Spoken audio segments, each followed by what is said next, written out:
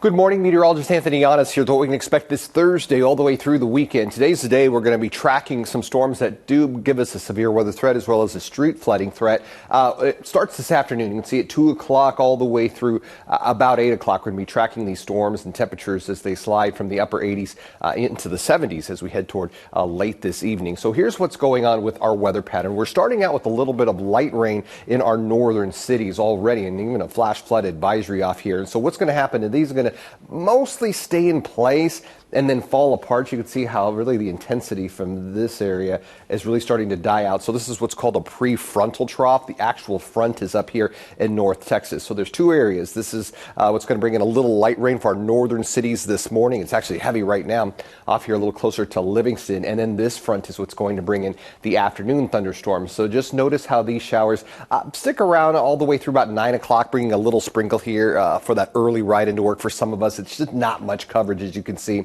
And then as we head toward 3 o'clock, here comes the actual front, or the storms from the front, which will be widespread along I-10 as we head toward 6 o'clock this evening. So as the kids are getting out of school, practices tonight, just a heads up again, this would be the time we would get some street flooding, possibly some wind damage. Practices may get canceled because of the lightning that's going to be around all the way through late tonight. And then it dies out, and we've got another chance as we head toward our Friday. So let's really focus on what's happening today. First of all, the severe weather threat.